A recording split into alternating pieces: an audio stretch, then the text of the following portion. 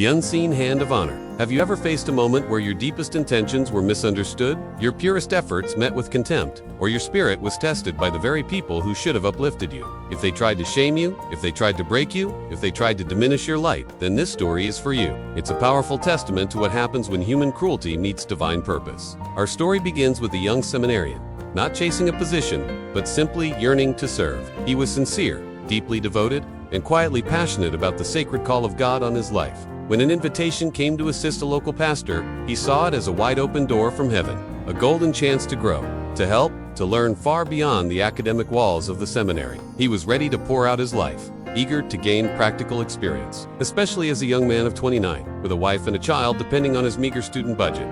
This was more than an opportunity. It was a desperate necessity, a lifeline in a year and a half of relentless struggle. But he had no idea what he was truly walking into. The man who welcomed him was not a mentor. He was a storm in disguise. He was the rude pastor you read about in the Tutela man of sharp tones and shallow sermons, who barked from the pulpit and whispered manipulation behind closed doors. He wore the sacred title of pastor, but led with chilling fear, not genuine faith. His insensitivity was profound. Despite the young man's visible financial strain, the pastor remained utterly oblivious or indifferent to his plight, seeing him merely as a tool. At first, blinded by his own gratitude and humility, the seminarian didn't fully grasp the toxicity of the atmosphere. He stayed humble, wanting to be useful, but soon, the spiritual climate began to shift around him. What seemed like a divine opportunity slowly, painfully, transformed into a profound test of spirit. He realized, with a chilling clarity, that he wasn't being mentored. He was being used as a symbol, a distraction, perhaps even a shield for the pastor's own insecurities. Yet, this young man possessed something his oppressor didn't expect: a rare emotional clarity, a deep spiritual maturity, and a heart anchored firmly in truth. He didn't fight back with bitterness. He didn't collapse under the immense pressure. He simply observed. He prayed. He listened deeper to the quiet whispers of the divine. He knew, with an unshakable conviction, that the kingdom of God was infinitely bigger than that single building, bigger than any human ego. And he sensed deep down in his soul that, even this painful crucible could be part of his preparation. A preparation not just for ministry, but for a journey far beyond what he could imagine. This is the story of how a rude pastor tried to humiliate him, but how, in the face of that very shame, God chose to honor him and send him to the nations. Stay with us to discover how this incredible journey of faith, resilience, and divine purpose unfolded. Chapter 1. The pastor's profile. He wasn't called young. His appointment came late in life. Long after his retirement from law enforcement, he carried into the pulpit more than just the discipline of his former career. He brought its unsettling elements too. There was an aggressive, rude, and confrontational edge to his demeanor, a blunt assertiveness honed by years of authority that now manifested as an unsettling lack of theological understanding and homiletic skill. His sermons weren't rooted in scripture, lacking any true exegesis or reverence for biblical teaching. Instead, they were filled with self-serving personal tales, often irrelevant to the passage, used to flatter, or, more frequently, to intimidate, humiliate, or even threaten individuals. This was his chosen method to maintain a chilling atmosphere and secure his grip on leadership.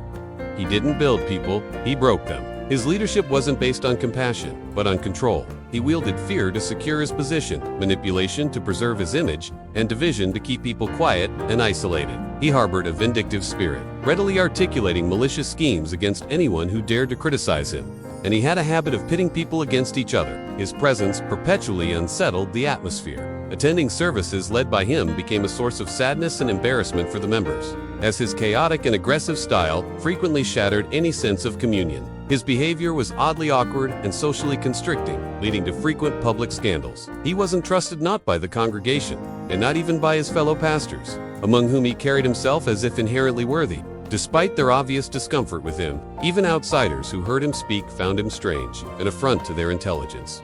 And sadly, they were right. He was a truly difficult man to deal with, perhaps a victim of his own unchecked emotions, or perhaps shaped by an excessively rigid upbringing. This internal turmoil made him a figure of considerable hypocrisy, often performing holy kisses while chewing cloves, a practice many considered repulsive and forced. Chapter 2. The spiritual and emotional climate of the church. The services were heavy, not because of the spirit but because of the palpable tension that hung in the air. People entered with bowed heads, their shoulders slumped under an unseen weight, and left with hearts burdened, not uplifted. What should have been a sanctuary, a haven of peace and spiritual nourishment, became instead a place of silent suffering, where joy disappeared from worship and the very word seemed to lose its weight. Everything revolved around the man with the microphone and the pervasive fear he instilled. His unpredictable outbursts and public humiliations created an environment where members often attended services with a profound sense of sadness and embarrassment. It was hard to breathe under his leadership. The air itself felt thick with apprehension. One wrong word, one missed meeting, one perceived slight, and you knew you could be next on his list for a public dressing down or a subtle campaign of ostracism. He didn't just break spiritual flow, he fractured the very fabric of fellowship. His disaggregating behavior was a constant source of scandal, frequently shattering the communion among believers. He had a notorious habit of pitting people against each other, sowing seeds of discord with quiet suggestions and crooked smiles, ensuring no one felt truly safe or united. The communion table, meant for intimate fellowship, felt distant and hollow. The prayers, once heartfelt, seemed rehearsed, devoid of genuine connection. The very presence of God, it seemed, began to retreat from that space. Some stayed out of habit, clinging to a fading hope or a sense of duty. Others remained out of fear, intimidated by the consequences of departure. But no one was truly flourishing. The spiritual wellspring of the community was poisoned, leaving souls parched and relations strained. The church, under his oppressive hand, became a testament to a leadership that excelled only in division and control. Chapter 3. The arrival of the seminarian. He arrived with a worn Bible, tucked under one arm and a stack of notebooks clutched in the other, a silhouette of earnest devotion, humble, eager, and filled with a quiet, unshakable fire for his calling. He saw in this opportunity not just a stage 4 learning, but a divine assignment. For this young man, a dedicated seminarian of 29, the stakes were profoundly personal. With a wife and a young child dependent on him, his student budget was stretched thin, making every opportunity to gain practical experience and some measure of support a desperate necessity. He believed in serving, in immersing himself in the practicalities of ministry, and in the profound wisdom he hoped to glean, especially during this challenging period of his life. When the pastor extended an invitation for him to assist, the young man was profoundly grateful. It felt like a providential bridge, a vital connection between the hallowed halls of the seminary and the raw, living altar of a congregation. He envisioned mentorship, guidance, perhaps even a sacred bond forming, a lifeline in his arduous journey that had already stretched for a year and a half of relentless struggle. But the veneer of promise soon began to crack. Very quickly, the initial gratitude curdled into a gnawing unease. He realized, with a chilling clarity, that he wasn't being mentored, he was being used. Despite his visible financial strain and the weight of his family responsibilities, the pastor remained utterly oblivious or indifferent to his plight. In public, the pastor would laud him as promising a beacon of the next generation. Yet behind the closed doors of private conversation, the young man became little more than a proper convenient tool to project an image of relevance, to mask the pastor's own deep-seated insecurities and waning influence. He was a pawn in a game he barely understood, a fresh face meant to distract from the rot within, his personal struggles completely ignored by the very leader he sought to serve. Still, the young man, ever respectful and deeply committed to his spiritual journey, persevered. He prayed more fervently, observed more acutely, his heart aching with a growing dissonance between the ideal and the reality. He sought answers in quiet contemplation, wrestling with the unsettling atmosphere that permeated every corner of the church, until one day, in what he believed to be a safe, confidential conversation with a trusted confidant, he allowed a sliver of his true feelings to surface. "This doesn't feel right," he admitted, his voice barely a whisper, laden with sorrow and confusion. That single, private comment to fragile expression of conscience found its way to the wrong ears, and in that instant, everything shifted. The subtle tension that had simmered beneath the surface erupted, setting the stage for an inevitable confrontation. Chapter 4. The confrontation and the exit. It happened suddenly, a storm brewing not from the heavens, but from the depths of a wounded ego. The pastor, a tempest in human form, stormed into a leadership meeting, his voice booming, his face a furious crimson. He didn't just speak, he unleashed a torrent of accusations, publicly flaying the young seminarian. He charged him with disrespect, with questioning leadership, with the ultimate sin in his eyes, not being ready for ministry. It was a calculated, brutal spectacle designed to crush dissent and reassert absolute control. In front of a stunned audience, the pastor unloaded the full weight of his colossal pride. His words, sharp as daggers, meant to pierce and humiliate. Yet, the young man, standing at the epicenter of this verbal assault, did not respond in kind. He stood remarkably still, his eyes lowered, not in submission, but in a profound, almost serene clarity. There was no fear etched on his features, no flicker of panic, just an unsettling.com. He knew what this was. In that raw, searing moment, it was the pastor himself who was being revealed, stripped bare of any pretense of spiritual authority. His true character laid agonizingly bare for all who had eyes to see. The young man, despite the sting of the injustice, saw the fragile, insecure man behind the bluster, and a quiet strength settled within him. Later that same week, with a dignity that starkly contrasted with the pastor's the seminarian quietly requested to be released from his duties. There was no farewell ceremony, no communal prayer of blessing, no public acknowledgement of his departure, just a quiet, almost imperceptible exit. A ghost slipping away from a place that could no longer hold him. But heaven had seen it all. Every silent tear, every unjust word, every moment of quiet perseverance. And for the young seminarian, the next chapter had already begun, a chapter of true purpose and divine alignment, unfolding far from the shadowed confines of that building. Chapter 5. The new beginning of the seminarian. He didn't leave defeated, his spirit crushed by the weight of injustice. No, he left determined, a quiet fire forged in the crucible of adversity, now burning brighter than ever. The humiliation had not wounded him spiritually. It had paradoxically clarified his path. In another church, a sanctuary of genuine grace, he was welcomed, not with suspicion, but with open arms. Here, he found the sacred space he desperately needed. Room to serve authentically, time to heal from the subtle wounds of manipulation, and the freedom to grow into the minister he was called to be. He began by leading the youth teaching with passion, listening with empathy, discipling with wisdom. His quiet fire ignited sparks in others. And soon, the community recognized a genuine calling within him. In due time, and with true spiritual affirmation, he was ordained. Soon after, a profound call came, not to a prominent pulpit, nor to a comfortable city congregation, but to the mission field, to a region often forgotten by many, a place marked by deep need and spiritual hunger, yet never forgotten by God. It was a call to the fringes, a testament to his humble heart. There, he poured himself out, not merely in sermons, but in the very fabric of life. He didn't just preach the gospel, he lived it in every action. His hands, once holding only books, now built bridges of hope.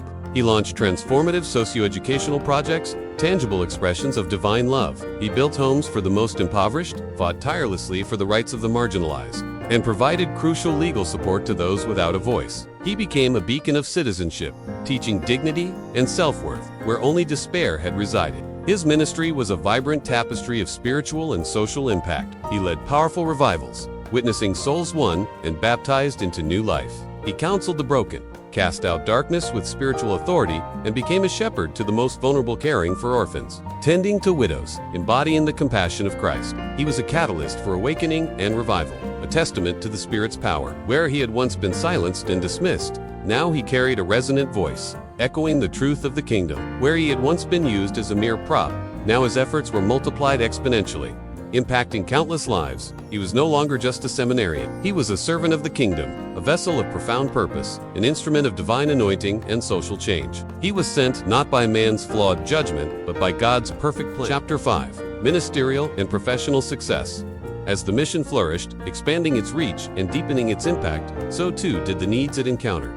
The vastness of the human condition, the cries for help echoing from forgotten corners, demanded more than just spiritual fervor. It required tangible resources, and so, with a blend of unwavering faith and profound wisdom, he founded a modest real estate endeavor, not for personal luxury, not to accumulate wealth for himself, but with the singular, sacred purpose of sustaining and expanding the ministry. It was a strategic act of stewardship, transforming earthly enterprise into heavenly investment, and God honored that vision in a way that defied earthly logic. The business didn't just survive, it thrived, blossoming into an unexpected fount of provision. With its growth, he became a silent, powerful force for good. He funded the establishment of new spiritual communities, providing sanctuaries for countless souls. He fed families, alleviating the gnawing pangs of hunger. He built community centers, hubs of education and empowerment, and, with a heart for the global harvest, he became a steadfast supporter of other missionaries, extending the reach of the gospel far beyond his immediate sphere. He transformed into a strategic investor in kingdom work, operating without fanfare or self-promotion. There was no stage, no spotlight he craved, only an unyielding purpose and the undeniable fruit of his labor. He didn't seek applause. He quietly sowed seeds of hope and transformation. He didn't climb platforms for recognition. He diligently built foundations for enduring change. And everywhere he went, in the quiet conversations and the hushed whispers of those whose lives he touched, people articulated the same profound observation. He's different. It wasn't merely the cadence of his voice or the eloquence of his words. It was the palpable fire behind it, a divine anointing that spoke of authenticity, integrity, and a genuine connection to something far greater than himself. What had started in rejection, in the cold shadow of an unjust accusation, became a river of provision, flowing abundantly to bless many. What had begun with dishonor, with public humiliation and a quiet departure, culminated in undeniable favor, a testament to a life lived in alignment with a higher call. As you've witnessed the incredible journey of this young man, transforming profound rejection into a river of purpose and provision, perhaps you've seen echoes of your own life. This narrative isn't just about him. It's a mirror reflecting the power of God to act in our own stories. Have you ever experienced a moment where pain became the very fuel for your purpose? Where the very thing meant to break you, instead propelled you forward into a deeper calling? Have you ever taken what was meant to crush your spirit and, by God's grace, used it to build something truly eternal? Something that transcends the hurt and stands as a testament to divine resilience? If this story resonates with your own journey of overcoming, if you too have found strength in the face of adversity, we invite you to share a part of your testimony in the comments below. Your experience, your resilience, your faith could be the very light someone else desperately needs to see today. Let your voice join a chorus of triumph, and if you believe with all your heart that God can indeed turn rejection into divine promotion, just as he did for the seminarian in this powerful narrative, then please like this video. Let your affirmation be a beacon of hope for others, spreading this message of ultimate honor. Chapter 6. The fall of the harsh pastor back in the city. The former pastor still desperately clung to a title that, for all intents and purposes, no longer held any real weight. The congregation he once led, once vibrant, now tired, thinned out, and spiritually parched, began a slow, painful dispersal. Little by little, families who had endured years of his oppressive rule quietly slipped away to other communities. Leaders, exhausted by his constant manipulation, resigned their posts. The vibrant sound of worship faded, replaced by a hollow echo. Still, in a final, misguided attempt at relevance, he tried to reposition himself. He announced a new assignment, a partnership with another unsuspecting congregation, believing he could simply transplant his brand of leadership elsewhere. But when he stepped into this new assembly for the very first time, something profoundly unexpected, almost karmic, unfolded. Among the crowd, their faces etched with quiet relief at their recent escape, was a young couple. They had silently fled his old church, wounded but choosing silence over further confrontation. Now, seeing him again, standing at the front, as if nothing had happened, as if his past had no shadow, they broke. The shock of the encounter was visceral. They rose from their seats, walked out immediately, and never looked back. It was a stark, undeniable sign. He wasn't a shepherd anymore, he was a relic, just a shadow of the authority he pretended to embody. His very presence made people uncomfortable, his gestures forced, his tone grating, his smiles artificial. He was considered repulsive, a hypocrite, and spiritually coerced. A man whose outward displays of piety, like his habit of chewing cloves and offering holy kisses to congregants, felt utterly contrived, leaving a lingering sense of unease rather than genuine connection. Then one day, it all abruptly ended. The man who had wielded fear and control, who had broken spirits and fractured fellowship, was suddenly silenced. A sudden heart attack claimed him at the age of 48. There was no grand farewell, no legacy of love or transformation left behind, just silence. Chapter 7. The congregation's complete reformation. In the wake of the pastor's abrupt departure, the congregation he had so thoroughly depleted faced a critical juncture. It was a community bruised and scattered, teetering on the brink of complete dissolution. But divine grace, ever present even in the darkest valleys, intervened. A new worker, an individual from a different theological lineage, stepped forward to assume leadership. This was no mere change of guard. It was a complete reformation. The new leader, guided by principles of grace, genuine discipleship, and authentic community, initiated a sweeping transformation. Doctrine, once twisted for control, was realigned with biblical truth. The ecclesiastical style, formerly marked by aggression and fear, shifted to one of compassion, teaching, and true spiritual nurture. The very atmosphere of the church began to breathe again. The change was so profound that it practically amounted to a complete renewal of its membership. Many of the old guard, accustomed to the previous regime, eventually moved on, unable or unwilling to adapt to the new spirit of humility and genuine fellowship. In their place, new faces emerged, souls drawn by the authentic presence of God, by the promise of true communion, and by a leadership that sought to build, not to break. The church, once a symbol of spiritual stagnation, began to flourish anew, a testament to the resilience of faith and the possibility of true spiritual rebirth, even after years of darkness. Conclusion: the waterfall of purpose. If you have ever found yourself under the shadow of a leader who wielded fear instead of faith, if you have ever been silenced when your heart yearned only to serve, to give, to build, know this: you are not forgotten. Your quiet tears, shed in the solitude of disillusionment, are seen. Your silent prayers, whispered in the face of injustice, are heard. and the divine knows. With perfect clarity, when leadership has twisted into oppression, when authority has become a tool for control rather than a channel for grace. But listen closely, with the full weight of this truth. You are not trapped. You are not broken beyond repair. You are certainly not disqualified from your sacred calling simply because another human being failed to recognize your inherent worth, or chose to diminish your light. For God does not require human permission to promote you. He does not wait for earthly titles or prestigious pulpits to anoint. He honors the pure in heart, the steadfast in spirit. He lifts up those who, like the young seminarian in our story, choose to trust him even when walking through the very fire of adversity. So, do not fight with bitterness. Do not allow the poison of past wounds to corrupt your future.